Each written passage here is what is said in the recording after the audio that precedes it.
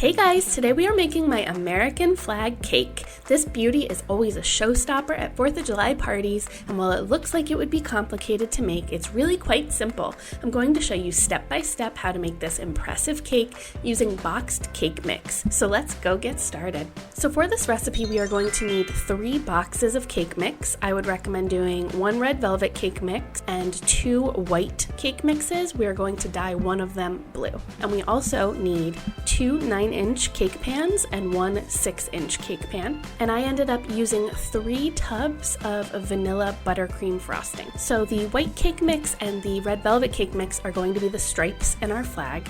So what we want to do is make one of the white box cake mixes according to the directions, and we are going to divide that between the 2 9-inch cake pans and the 6-inch cake pan. And I will mention my cake pans are all greased and have a circle of parchment paper in the bottom of them. So we want all of these cake pans to be filled with the same amount of batter. So you're going to be using a lot less in the 6-inch pan, but we want them to all be a similar thickness, and they will be very thin. So then we are going to bake it according to the box directions, but because they are thinner, it will probably take a little less time, so I would keep an eye on it. I believe mine took about 25 to 30 minutes. And then we are going to do the exact same thing with the red velvet cake mix, divided between the 2 9-inch cake pans and the 6-inch cake pan. And then for our blue layer, you want to take another boxed cake mix, either white or yellow, and dye it blue. I used a royal blue gel food coloring.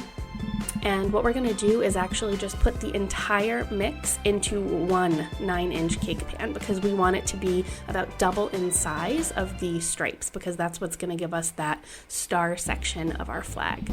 Now I know this is a lot of baking, and if you only have 2 9-inch cake pans, that's totally fine. What I did was I made these layers over the course of 2 days and just wrapped them as I baked them and put them in the refrigerator. It actually works a lot better if you let them sit in the refrigerator for a day or overnight, because then they're just easier to put the frosting on.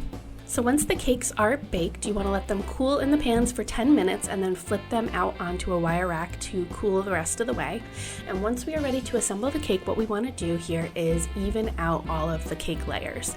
So as you'll see, what I'm doing here is taking a serrated knife, and you just want to lay it perfectly flat and just skim it along the top of the cake. And some of the layers might not need any trimming at all and may be relatively flat, but if they're domed at all, you want to just cut off the excess and make it a nice flat even layer.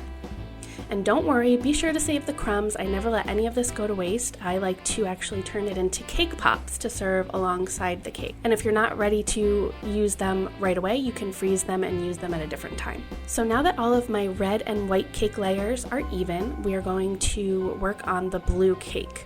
So what we want to do is cut a 6-inch circle piece of parchment paper to match the smaller sized layers.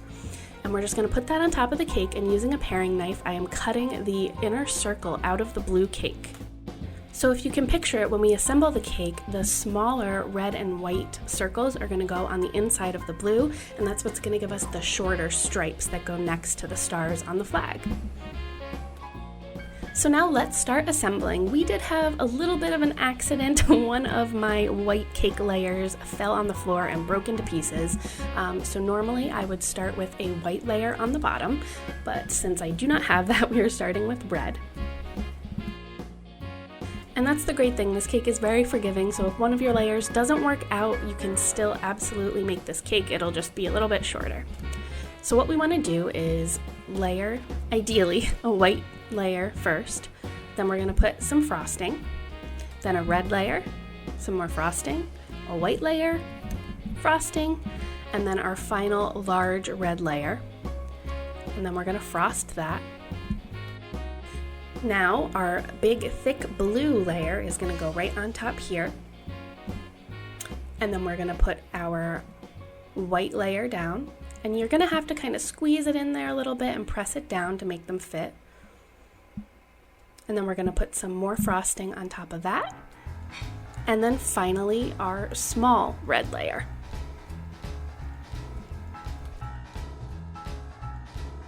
So now that all of our layers are assembled, we are going to do the crumb layer on our cake. Now, if you don't know, the crumb layer is basically the kind of layer that seals the cake. It's not going to be pretty, there's going to be lots of crumbs in it, but that's why it's called the crumb layer. It kind of seals in any of the loose crumbs on the cake. So we are going to completely frost the top and sides of the cake in a very, very thin layer. And then you want to put that in the refrigerator for about an hour or so until the frosting is nice and hardened. And then when we go back in and put another layer of frosting on top, it'll be nice and smooth and white with little to no crumbs, hopefully.